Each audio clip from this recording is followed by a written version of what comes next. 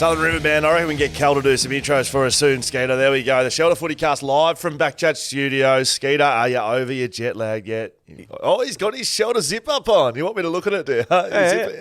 I picked it out this morning before I went to radio. Looks very good. Yeah, it matches everything that I'm wearing today, which is good. What do you mean? Well, normally I'm going to be a bit all over. This is a so good what look, matches? The blue in the shoulder matches the blue in the jeans and the shoes? Yeah, and Shelter. And the black socks match It's the a black. good. No, I like this sweaty, and I'll be wearing this for the rest of the winter. Good. Back in business, I reckon. Waking up a few times, but I reckon I'm just about back to normal. Good. Now, I was just mentioning before we got going, Shelter FootyCast on socials, FootyCast at shelterbrewing.com.au to send us an email. I reckon we go to the grand final this year. Oh, well, Right? I reckon we take the Shelter FootyCast on the road, we get to the grand final. Fill our boots. We had a bit of a meeting yesterday to strut some ideas around, and there's nothing confirmed whatsoever. But one of the great ideas, I think, maybe getting a camper van and putting big shelter over the side of it, getting you driving across the Nullarbor with us in the back drinking beers. What do you reckon?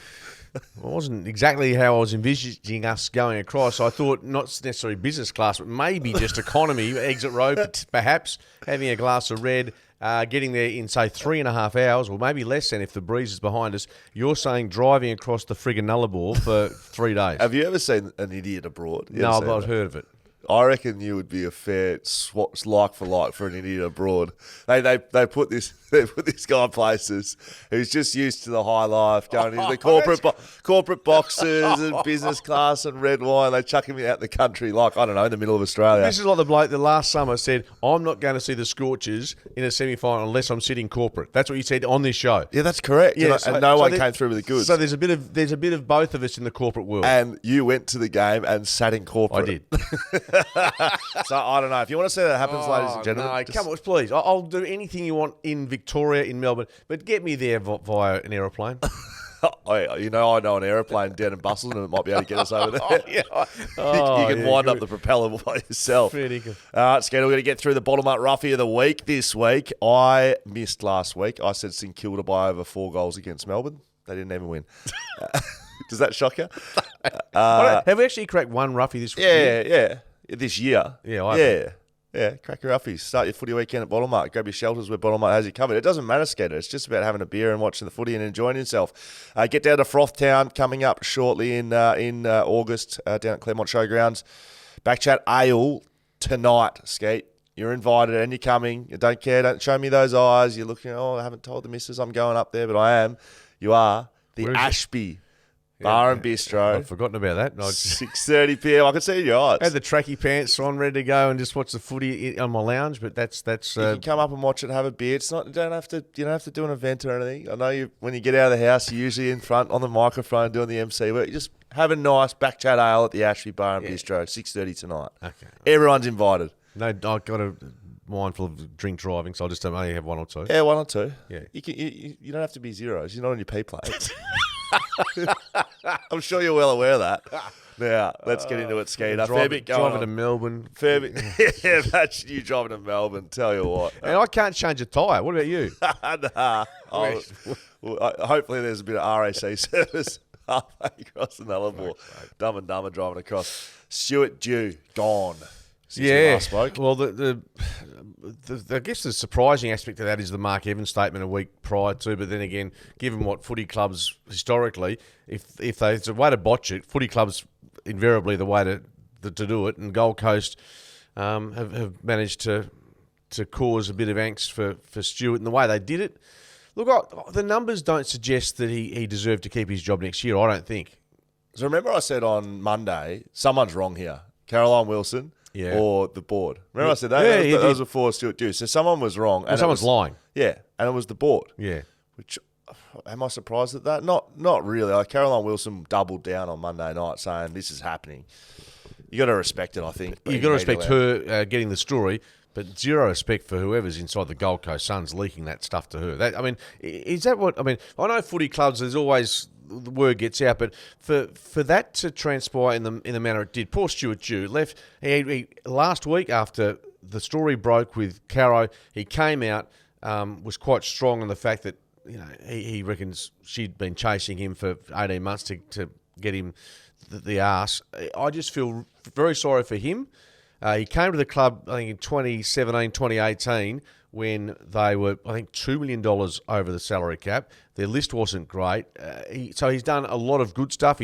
And go through who they've missed. Tuke Miller, Jared Witts. They've missed players, King as an example, but they're just not getting results. And we've joked about it, but they aren't getting the results that they need to. 6 years without, as a first-year coach and no finals, which I don't think this year they're going to play finals, he probably was going to get the lemon at the end of this year anyway. So back on the leak from the club, they wanted Stuart Dew out. They want Damien Hardwick. Yes. Right. So if that's the decision they've made, you don't leave Stuart Dew there, right? Because there's a good chance in the back half of this year they win quite a few games. If Stuart Dew does that, say they win, if there's 8 games left or 7 games left, they win 5 out of 7. That's significant momentum. They couldn't sack him at the end of the year, and they couldn't access Damien Hardwick. So they have gone into a board meeting and gone, we want Hardwick. How do we do that? We need to sack him. Yeah, but even if they make finals, that's when the trick would become harder. But correct. So that they've taken that out of the equation now. It doesn't matter what happens. Stephen King's taken over. A few things on the Gold Coast Suns. Their list isn't good enough. No. Right? So they don't have a good list. People have said, well, Jared the president, Bob E, says Mark Evans, they say they've got a great list. Well, it's clearly not a great list. Isn't one of these guys living in Sydney? Isn't the GM of Footy living in Sydney? Did I read that? Yeah, one of their I think it's one of their prominent. I think their GM managers. Yes. So what are we doing here? That's weird. Well, what are we doing here? Get your football people in the football club and make a football club. Their list isn't good enough. You can say what you like, but Jared Witch is a good player. He's never been All-Australian. He might have been one of the best ruckmen in the league last year, but he hasn't been All-Australian, so that's a fact. King's a good player, but he was subbed out on the weekend, so he's in. Tuke Miller's a gun. Tuke Miller's a gun. He's been injured. I think you'd struggle to name their top 10 players. I think at about 7, 8, 9, 10, you start going, I don't know who fits in there. Like, we can do it if you like. Tuke Miller, Jared Witts. Yep. Ben King. I mean, you're gonna go through Swallow, Noah Anderson, Lukosius, Swallow, Ballard, Mav Weller. It starts to thin out, doesn't it? Now who are we going? I mean, there's probably blokes Sam there. Collins is a good player. He's a good player. And then we're starting to get pretty thin. So bottom line is the issue here is that Damien Hardwick put his hand up a month or so ago to say, I'm keen to coach next year. That's obviously pricked the ears of the Gold Coast Suns. Bear in mind, I can't see, West Coast Eagles as an exception, there's no obvious club that is looking for a coach next year apart from, so Hardwick available and you're not sure about your man, then that's an obvious way to go. So the club's done that, I think, with Damien Hardwick. But the question's got to be asked, does Damien Hardwick make a difference? So I don't think their list is good enough. They clearly don't have good leadership off the field. And you can happily tell me why they have good leadership, but it has been a dumpster fire since it started. They've made horrible list decisions since inception, right? And you can include Gary Ablett in that. He goes up and wins a Brownlow. He's not there to build team culture. He's there to be a good player, which is fair enough. And get his bank balance nicely. Which is fair enough. Yeah. But they didn't build any leadership around him. If you look at the players that have gone there from other clubs, they haven't hit with one. Jared Harbrow. And Jared Witts. Yeah, okay. Where did he come from? Collingwood. Right, he did too. Yeah. So 2. Yeah, and there's probably a few more that we... I went through the list, mate. They have not. And then, on the flip side, they have bred some elite talent, and they are out the door. Tom Lynch headlining that. Isaac Rankin. Stephen May. You don't have to look further than that. So, see you later, high-end talent. Bring in whatever. And they don't have a good list. They don't have a successful culture. And it starts at the top. And so, they don't have... I can't believe there's not more heat being put on this board and the management and some bloke living in Sydney. Like, what's going on? Well, Mark Evans is a CEO, and of course has he went up there specifically because of his football acumen. Wayne Campbell has got a history in footy, so I would suggest you only this, Scully, that it is more difficult on the Gold Coast than just saying you've got to get a bit of culture. I think it's a tough place to try and build a footy club, just because of all the things we've discussed previously about the nature of living up there. And so how does Damien Hardwick improve that? Well, that's the question. There's no guarantees either. I mean, is it? And the question also is, he's burnt out 2 months ago, and suddenly he's not burnt out.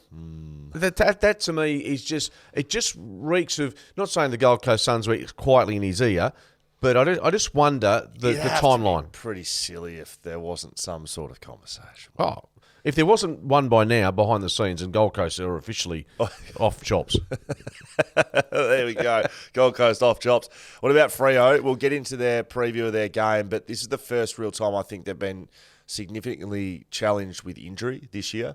They've had some ins and outs, of course, but they've got a real clump of good players out this week. Sarong, Young, Cox, Warner, who debuted. Michael Frederick looks like he's going to miss Jackson as well. hurt himself at training yesterday. Jackson's got a sore back. I think he'll probably play, but gee, this is... Sam Sturt hurt his shoulder as well. They're in a bit of a hole, aren't they, injury-wise? Last week's loss, horrendous. And I've just gone through the numbers with Justin and the team and what they've done since he's taken over, and 15 wins last year and a draw. Look, they could look at Melbourne, just in brief. 18, make a prelim final. You boys smashed them. 5 wins the following year. 2 years later, they win the flag. So not every club does the graph which heads towards the ultimate. Sometimes there's a few blips, and let's say for Fremantle, this is one of those years. Well, West Coast similar. Grand final 15, 16, 17, barely made Average. Finals.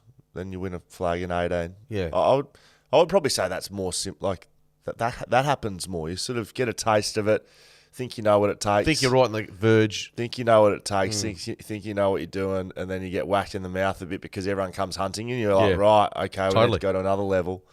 So look, it's going to be really interesting. Like I wrote them off from finals last week, not playing finals. There's quite a few clubs in this bracket that this week are getting taught it's a huge game. They've got to win to stay in contention. Sydney's one of those. They're not making finals either. So look, Freo are in big trouble. Big trouble. I think this is. Some people have said they're a chance to beat Richmond. I think Richmond could absolutely smack them. Who's this? Sorry. Collingwood. Collingwood. Oh. Well, Freo are a huge chance to get done by a big margin at the MCG. Only thing is, I'm trying to think of the Gold Coast Suns. Collingwood's put to the sword. Port Adelaide early in the season. They're not a team historically that does that, but you're right. Given the personnel or lack of the Dockers, that might be the case this weekend. It's going to be at 13 degrees, bit of rain around Melbourne. It's up to Collingwood, as opposed to if Collingwood want to make a statement, they could have some good, big names coming back potentially with Sidebottom and Maynard. They could really make a mess of them if they so choose. Will Schofield, Mark Redding, Shelter FootyCast. Well, let's get into that game. Collingwood v Fremantle, 11:45. Get up early Saturday to watch this one. It's a shocking time, I've got to say, as a player. So just think... From a WA perspective. Yeah, from a WA perspective. You go over there, they might get there Thursday night.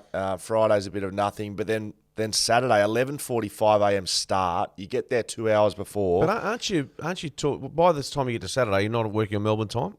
Oh, not that it's the same, but... A day after coming back from London, were you back to Perth time? I know it's not the same. I know it's the same. No, but in all seriousness, when you went over to play an early game in Melbourne, did you stick your clocks? Freo changed their clocks. I know that for a fact. To one. Sorry, so to 2 hours. Perth time. Perth time. Yeah. Okay. They keep their clocks the so same. they keep it the same. They don't even. So they get there. They still try and go to bed at say midnight, for instance, on tonight, Thursday night. Yeah.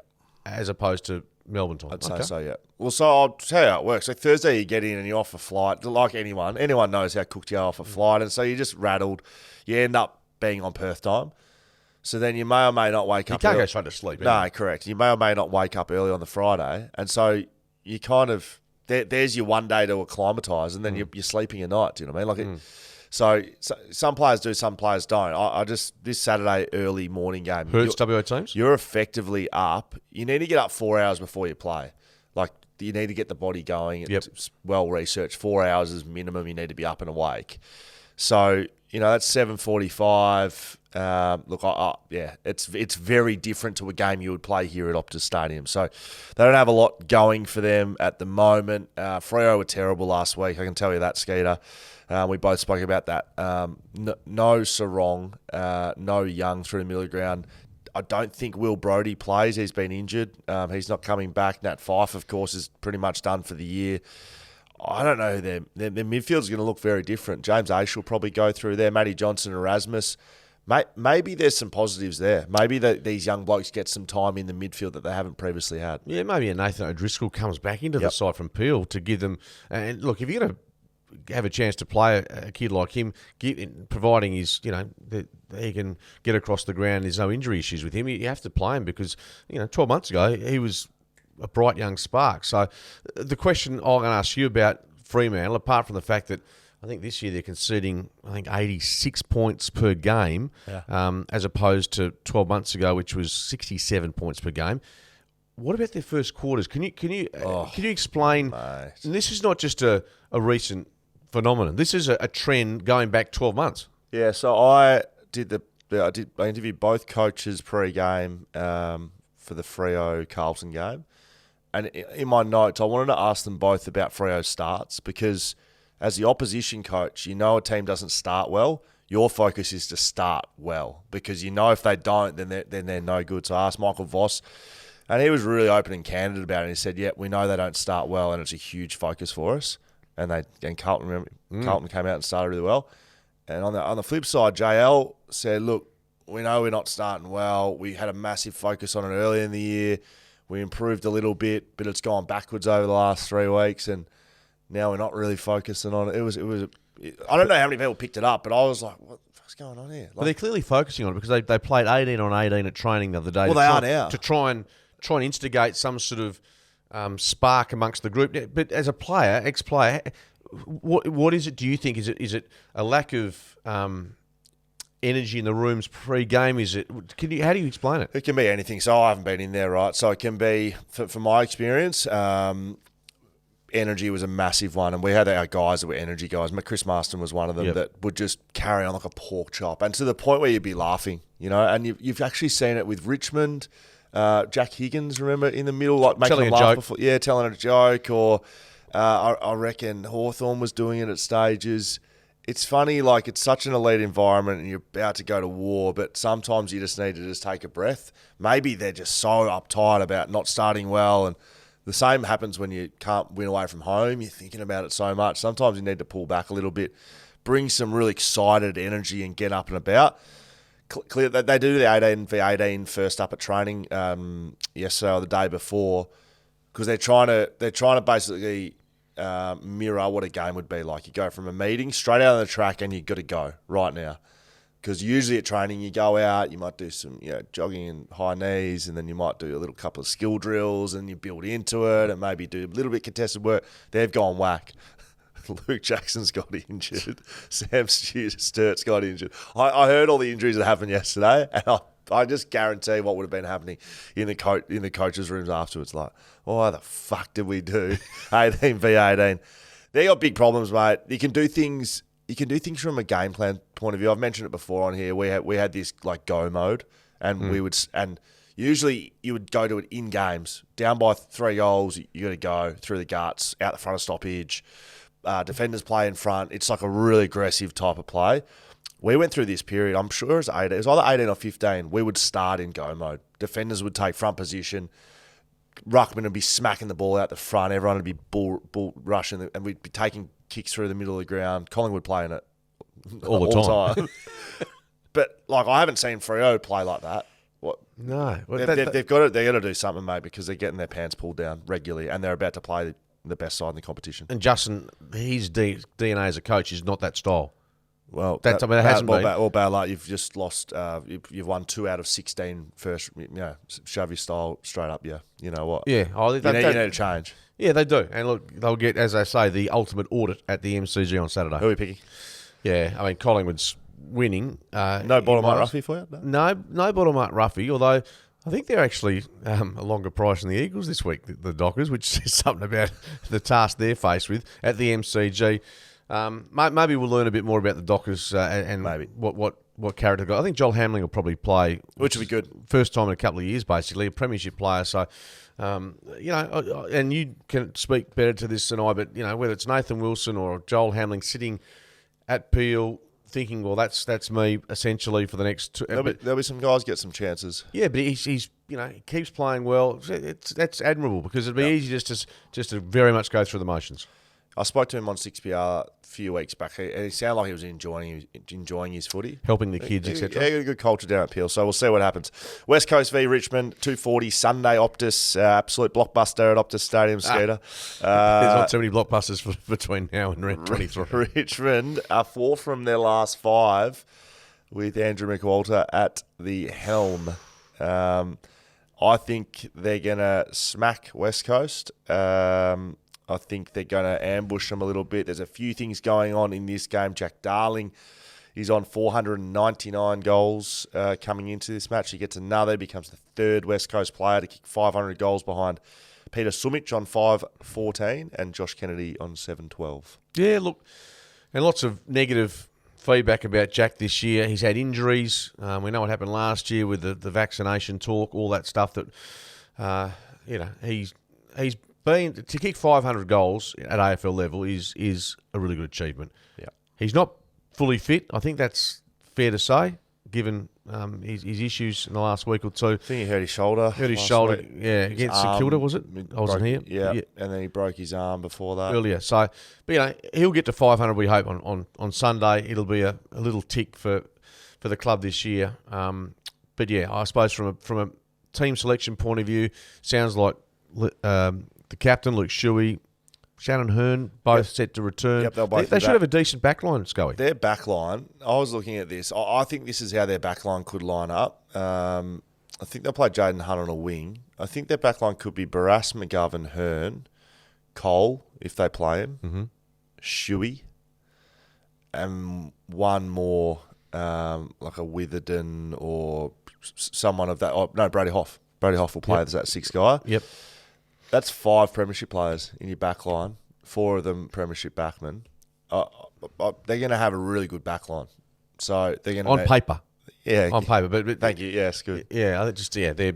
Well, Jeremy McGovern had 20 touches and 9 marks. Yeah, which is a great in comeback. 2.5 quarters in 68 minutes last week. Yeah. No, he's the number 1 ranked player on the ground for West Coast and he played 68 minutes. So that's a good return. You can't ask any more than that. Absolutely. He hasn't played since round 3. When I looked at that, Jeremy McGovern, again, one of your best players, hasn't played since round 3, and he comes back and does that in his first game. Clearly, he's been a very big missing cog. They'll have a good back line.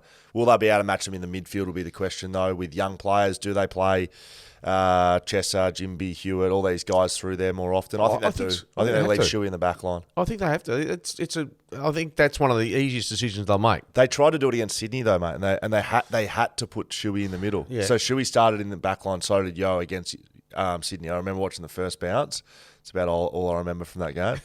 And they had all their young fellas in, and then they got done by 170 points. Yeah, having said that, I'd still do the same this weekend. Yep. Just leave the experienced heads out of it, because if Hewitt plays like he did last week, yep, and shows us early, does it again, absolutely, does it again, it's does just it continuity and getting that time. It's like, dare I say, turning to cricket, it's like time in the middle. Just being able to face elite fast bowling or elite spinners will get better. Absolutely. You will get your eye in eventually, unless it was you and I. We'd have pads on our neck. Seriously. We'd have a big mattress in front of us with a bat hanging out the side. Now, Richmond will be without their captain, Nankervis. Yeah, Toby, 3 weeks. Yep. He's a pretty important player to them. Does that pretty regularly, Toby. Gets suspended? Yep. He does. Yeah, it wasn't a great incident with Jake Lloyd, was it? So he cops his 3, and look, the Eagles' ruck position isn't overly strong either, is it? Let's be honest. But been really impressive. Yeah, spoken about him a lot. We're both picking Richmond, obviously. Shea Bolton to star again, coming back to Perth. He just loves Optus Stadium. You love him more than me. Well, he's pretty good. What do you think? Oh, yeah, I like he's in the top. I like him. You love him. He's your favourite player. I just think he's great to watch. Yeah, I listen to your voice. I like Bruce McAvaney getting when Gary Ablett and Cyril Rioli get in the ball. Cyril. Will Schofield, Mark Reddings, Shelter FootyCast. Let's whip through these, Skeeter. Sydney v Western Bulldogs. Is that right? Yeah, tonight.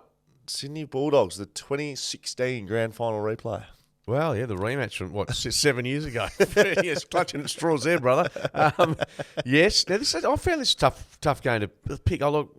Sydney have been competitive, but, mate, they're not making finals.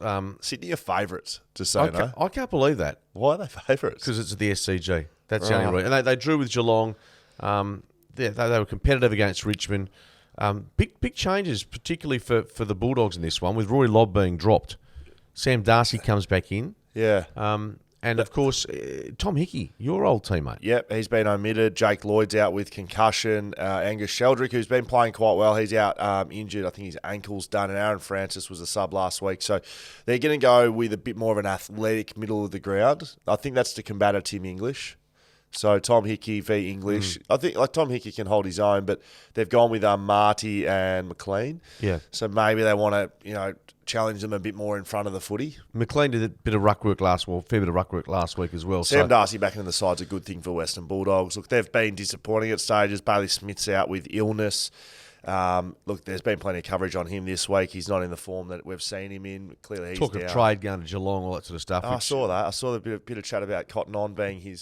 So Cotton Suddenly he's going to Geelong because of the Cotton On Geelong. Cotton On is his sponsor. Cotton On is Geelong's sponsor. Geelong gets him for market rate, while Cotton On's just like the Vizzy deal for Chris Judd. Suddenly, Chris Judd's the director of Vizzy, allegedly, or something. I don't know. I'm just throwing words out here at the moment. I don't know which way this one's going to go. I'm really. I'm thinking of going the away team. I'm going Bulldogs. Yeah, me too. Sydney just haven't been impressive well, enough. They're in the 8. As I said, they're in the 8. They've got more to play for. Sydney's. They drew with Geelong, but Bulldogs have won 3 of their last 5 games at the SCG. Sydney's in 15th, mate. Well, they're fussy for it. I totally agree. But I think because they play a lot better footy there, but I'm going to think the Bulldogs can win this. Come down and have a BackChat ale with us down at the Ashby and watch that one. We're going to watch that. It'll be good. We'll put some bets on him. We'll see Skeeter lose them. It'll be great. Normal transmission is resumed. That's tonight, 6:30 at the Ashby. Melbourne v Brisbane tomorrow night, Friday night. This is a good one. MCG, top 4 clash.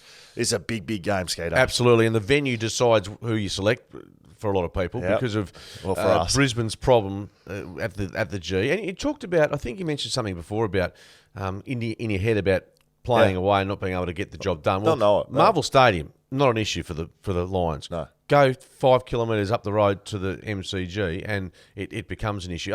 Interesting here on selection front that my information, Brodie Grundy's going to be missing from the game. You got a mole in there. Well... Hey? I've got a... You're just talking about people leaking to Caroline Wilson. Who's leaking to you that Brodie Grundy? Brodie Grundy might be having a breather. And who's the leak? It might be Maxi Gawn alongside Jacob Van Rooyen in the ruck. Wow. Just don't take it to the bank, but just put something to... Tell you what, we break the big news here on the Shelter Footy Well, I might have seen it on Twitter somewhere along the way. As a suggestion. It wasn't guaranteed, but that seems like...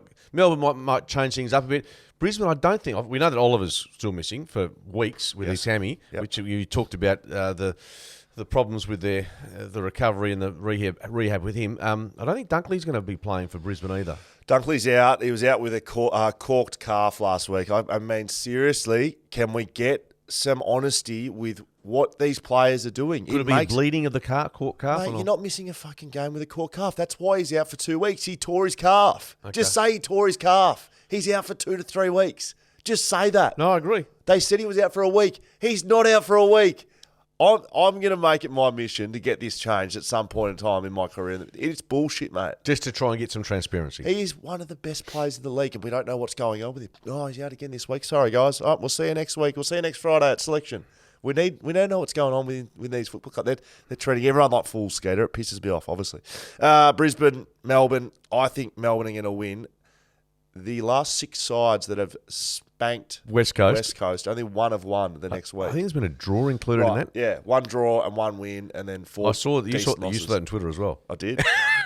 But you know what? These are numbers you go, well, Melbourne do tend to play. Obviously, they play the MCG better. They were okay against the Saints last week, but yeah, I'm tipping Melbourne as well. But if ever Brisbane's got a chance to make a statement, give it to Adam Simpson, although he said it with a bit of a tongue in cheek, saying Brisbane's the premiership favourites for their own well-being entering September. And I'm not sure they play at the MCG again before the finals. This is the game. This is the game where they can make a statement to maybe put that talk to rest for a bit. Melbourne beat Brisbane for mine. I'm tipping the Demons as well. Okay, very good. Gold Coast v St Kilda, Saturday, 12:10 p.m. Does that mean there's 2 games going on early Saturday? Yes, there are. Right, awesome. Look forward to that. Stuart Dew, he'll be gone out the door. First game under Stephen King, former Cats? Cat and Western Bulldog. I reckon he played some time with the Western Bulldogs. Did he? Or St Kilda? Or he coached. He played for St Kilda, you're right, and he coached at Western Bulldogs. Yeah. So I met Stephen King in Bali in the pool one time. He's a good bloke. Yeah. That's nice. He's with his family, so was I. Yeah. Just right. It wasn't a pool party. We were in Vegas. Good player. Yeah, it was a good player. Premiership player. Now, Gold Coast v St Kilda. How do you see this one going, Skeeter? Under a new coach for Gold Coast, do they get the classic rebound? Well, it's almost automatic. You get some sort of spike, don't you? Yep. Although I get the feeling the players at the Gold Coast Suns are actually quite hurt by the due departure. They're favourites for this game. By the way. Yeah, oh yeah. What do you mean? What do you mean? Oh yeah, St Kilda's 6th on the ladder, and Gold Coast is 13th. But St Kilda's form, to be fair, in the last couple of months has really started to tail. Right. I know you said they were the better team. They should have won against Melbourne, despite trailing at every change. They were the better team. But they were. But they lose King. I think they've lost some 2 or 3 players themselves once the teams are confirmed. But up at the Gold Coast, I think the Gold Coast probably do win this off the back of what we talked about with the change of coach, and there's going to be a lot of spotlight on them. They just can't throw up tripe this week. I would pick St Kilda if it wasn't for the coaching thing. It just happens too often that when a coach leaves, you get a rebound. And whether that's the players, like you said, taking it upon themselves to sort of show whatever behind the new coach, or it's just a change in environment, I think Gold Coast get it done purely because of that reason. Otherwise, St Kilda win this one. Yep, fair to say. And look, finals probably out of the equation for the Gold Coast Suns, but Tuke Miller returning from injury gives them that spark through the middle. They've got Levi Casbolt's, he's no superstar, but he will have to show a bit again for them. Yep. But yeah, Suns on Saturday, going to be as much attention on their performances as there is going to be at the G, the game between Collingwood and Fremantle. Yeah, or Melbourne, Brisbane. People will be watching it. Carlton v Port Adelaide at Marvel, Saturday Arvo game. Carlton are back in the finals hunt after some pretty impressive performances, albeit against sides that, I think it's Gold Coast, Hawthorn, Freo. So it's not, you're not breaking the bank, are you? This is going to test them, Adelaide. This will, but Port's been up for a while, but maybe Port's just going to have one of those seasons where they win 14, 15 in a row. I mean, some of these games they've won by like 2 points and after the siren, and do you know what I mean? It's not like they've been dominating sides every single week. No. So sometimes your down weeks can be the ones that you've just got over the line. Against Essendon, you're talking about particularly. Yeah, and I just always remember your 18 year where you beat Carlton at the MCG. Yes. And it was just an ugly win that was nothing flash, but you got home by a couple of goals. Yeah. And people said, you weren't playing great footy, but you've got the result. And that they are so important. That's your down week. Yeah, exactly. So I think Port, I don't trust Carlton as much as others do at this stage. Port Adelaide have not lost at the Docklands, Marvel Stadium, since 2019. They've not lost there for 3 years, Skeeter. Going on 4. They've played beautiful footy there. And look, they only got going in the second half last week against the Suns. But what you know is that they've got, I still think they've got a better mix going forward. And the belief system is huge. Every good side gets to a stage where they just believe no matter what the situation they win. I think they get the job done. Port Adelaide have been going that well. They've been keeping their captain out at selection. Tom Jonas. So Tom Jonas has a chance to come back this week. Trent McKenzie out with injury. So it'd be nice to see their captain playing for them, like in all seriousness. I mean, you're going pretty well if the captain can't get a game. Matt Kennedy could be done for the year after he hurt his knee. It didn't look like it was an ACL, but he might. It's not the worst case scenario for him, fortunately, but yeah, not great. They got George Hewitt, who was the sub. He'll come straight back in. He's a like-for-like for Matt Kennedy, so he's probably been keeping him out of the side. Well, they go with the no ruckman scenario really again. With of course they left out. Well, DeConey and Pittonet didn't play against the Dockers. And that's to Young and Silvani, but that didn't prove an issue. So DeConey and Pittonet, they've got fitness tests. So, look, they may be happy with around the ball because sometimes with this stuff, you think you're going to win the clearance and you start getting too aggressive and that's when you start getting exposed. Clearly, they knew Sean Darcy was going to have 70 hitouts. So the way they set up around the ball and their attitude, maybe they're happy with that. Maybe they continue on. I spoke to Silvani after the Jack Silvani after the game, and he was flat as a tack, just been jumped into for 120 minutes by Sean Darcy. He's had a howler. I'm picking Port Adelaide. Thanks. Yeah, Port Adelaide. Geelong v Essendon, GMHBA Stadium, Saturday night. Both these sides have had a turnaround in recent weeks. It's sort of a little bit up and about. Essendon have only played 5 games at Kinnear Park since 1990. There's been all this carry-on about putting this to the MCG. As I always You're a forget, Geelong boy. as Brad Scott said, this is Geelong's home game in Geelong. What are we talking about here? Yeah. What are we actually talking about I think here? we're talking about the fact that it's a redeveloped stadium that hasn't been finished, and so therefore there's going to be a heap of supporters missing out. So that's the argument. Okay, well, that's how it goes sometimes. You get your home game. Geelong be worried about winning this game and not worried about who's going to the footy. Yeah, well, we might be heading towards our bottom up roughly of the week for me. Yeah? Okay. Oh, well, I was leading up to. You know what? I'll give it to you. You tell me why. You tell me. No. You tell me why Essendon's going to win this game. No, I think Essendon's playing a really good brand of footy. To be honest with you, I mean, even though Adelaide's form away from home has been average, they had that game done and dusted early. I think they're playing finals. They're fifth at the moment, barring a catastrophe in the last month and a half. They're playing finals footy. I think their defence has been a lot better since they had Brad Scott take over. And I just feel Geelong's such a tough place to win. That's why it's a roughie, because they're so difficult to beat there. Geelong. I'll give you a couple, Skeeter. Zach Merritt's 200th game. A milestone. That'll get him up. That'll get him up and about, but it's also Brian Myers, the spiritual leader of the Geelong Cats. It's his 100th game. Some have compared him to Lionel Messi. No, I think Jared Waitley, he's been misquoted there. I know, Skeeter. He's been misquoted. Don't worry, I've got this as my bottom up roughie, but Essendon's lost its last 5 games to Geelong by an average of 46 points. So looking forward to Skeeter. My confidence levels are not huge. Stinking it up again in the bottom up roughie. That's your Skeeter. I'm going to pick Geelong just because you've picked Essendon. Yeah, that's my roughie. It's my roughie. Oh, is it? Is that why I've said bottom up roughie the way? Yeah, no. I do understand it's your roughie scheme. Yeah, okay. Well, let's see where you go. How many more roughies are there? There's a couple. Adelaide v GWS, Adelaide Oval. Adelaide's form up and down. Can't predict how they're going to go. They go in as big favourites to the Adelaide Oval. And my bottom up roughie of the week is the GWS Giants.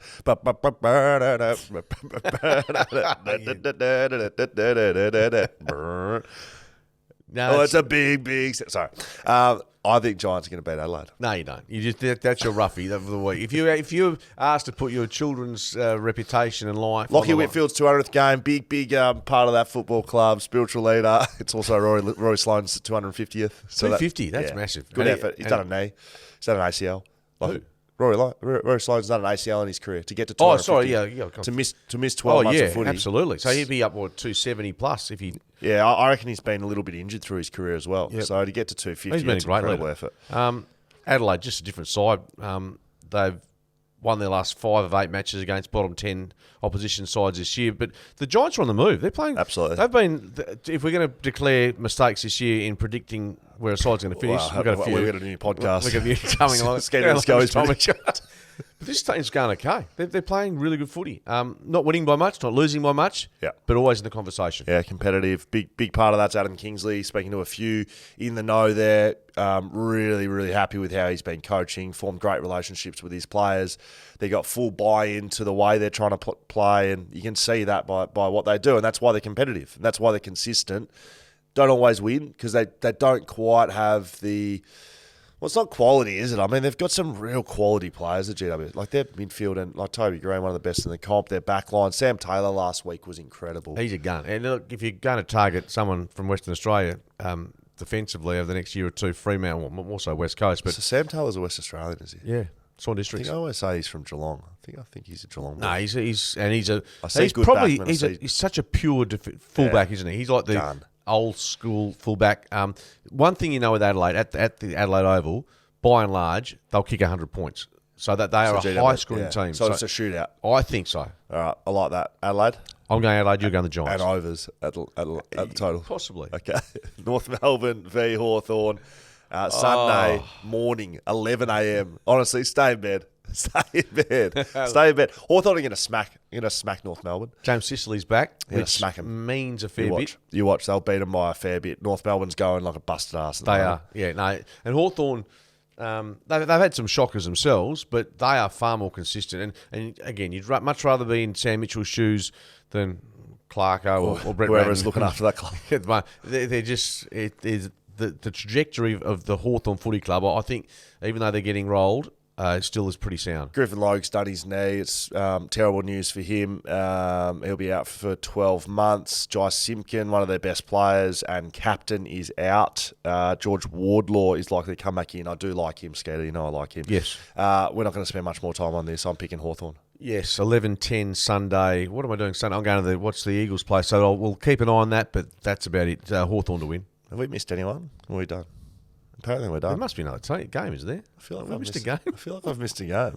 I feel like you have as well. Oh, no, West Coast. There's only 2 games on Sunday. This is why I was asking, why is there 2? Because Thursday. Thursday night game means but then there's two games on a Saturday at 11 o'clock in the morning. Why wouldn't you put one of those games on the Sunday? Why is there an 11:45 game Saturday and a 12:10 Saturday? Who do you think I am? Travis Old, the fixturing manager, who's now gone to the Grand Prix. I don't know. Has he left, has he? He's going to oversee the Grand Prix. Which is, I like Travis Old. I reckon he doesn't. So he's gone from managing 25 weeks with 10 teams going in and out to just one event. But it's a big event. It is like I know, but at least he just has a focal point of like getting one weekend up and going.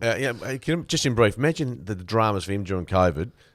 And look, I think Andrew Dillon will do a good job, but Travis Old, met him a couple of times. Reckon he's a really good fella. Reckon he's a good operator, and he'll do well at the Grand Prix. But yeah, I understand your point. 2 games on Sunday, but that's the way it rolls. Scully. Thanks, Travis. Will Schofield, Travis Old, FootyCast. All right, a couple of questions to finish us off, Skeeter. If you want to, why do you get on your? Normally you sort of dissect them, so you normally just pin FootyCast at shelterbrewing.com.au if you'd like to give Skeet some shit, and hit us up on socials because it's usually pretty funny when he gets rolled up. Question for the men. This is from Ethan. Thank you, Ethan. After Monday's episode, you mentioned Eagles waffle team might need 5 to 6 lads from the country, maybe country leagues. The Country Week Football Carnival was on the weekend. Do you think Eagles would have been keeping an eye on it?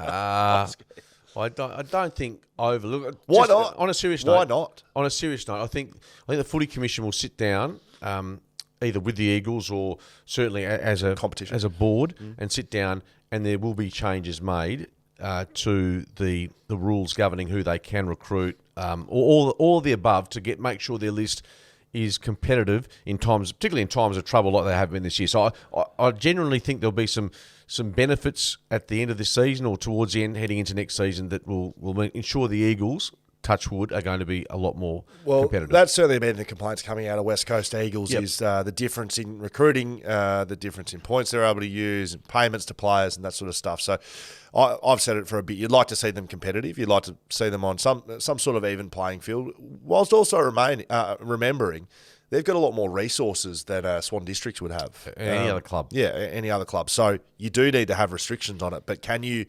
find a balance where it's a better competitive balance, just so the players on the park are similar and it's not a bloodbath like we've seen this year? That's what I'd like to see.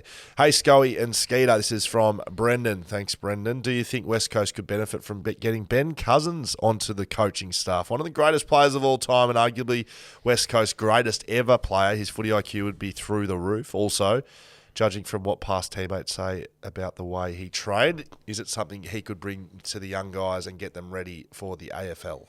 Well, Cousins doing some work with the Colts at Perth. Yep. And enjoying it. They're undefeated at one stage. Moore's doing a great job. They're undefeated there at one stage. Yeah, absolutely. I've done a couple of their games, and it's a great buzz. Then I don't know to what level he has intention-wise of getting into coaching. I suspect that he won't end up at the Eagles. I don't think that's his go to be an assistant coach, etc. But I think as a specialist to come in from time to time, I see, and he's a smart footy brain. Obviously, we know that he's had his health issues is the most important. So, providing he's doing, I have a bit to do with him now, doing a show on Channel 7 with him. So, he's great company. He's well respected. Does he want to be heading down that path? I suspect not, but he might have other ideas. It's an interesting point you make there, though. I would not be surprised. A couple of little things across the desk. I wouldn't be surprised if you don't see some of the older past Eagles having more to do with the football club next year from a playing point of view, from like a specialist. Yeah, you said specialist, not coaching, specialist. What does that mean? Like culture, just teaching, educating. It might not be every training session Monday through to Friday, but players. This is not happening. But just talk. Josh Kennedy coming down, having a one-on-one session with Oscar Allen to do a goal kicking session, or Darren Glass spending just a Monday with the back line. You could do a lot worse than some of these players, right? Is that done directly off the back of what they're going through now, or do you think it's something they should? I think they're looking ahead at it. They're going to have a massively inexperienced side over the next 3 years. They need to upskill them as quickly as possible. How do you do that? You put experience around them, and if you're not going to add them on the field, you'd add them to coaching ranks. And like you said, not everyone's out here trying to be a coach. No. Like I certainly would never be a and that's what I say. Cuzzy's probably best in that type of role. Absolutely, and just he could teach. Absolutely. I'd listen to Cuzzy, whatever Cuzzy said. When it comes to footy and life, he's been through more than any of us would care to. Yep, correct. Will Schofield, Mark Redding, FootyCast. I think that's us done and dusted, Skeeter. Damien Hardwick will be the next coach of the Gold Coast Sun. Was at PTI. I reckon he will be. Well, it's hard to see anyone else, given the way they've given Jew the flick. You'd think Damien Hardwick is in Europe, has just about signed the... He was on a Kentucky tour last time I saw him. He's on the gas, isn't he? He's having a bit of fun. Yeah, very good. Follow us over at social. Send us a little message there. FootyCast at shelterbrewing.com.au. If you want a breakdown of the French women from last Monday, Skeeter will be there to give it to you. Oui.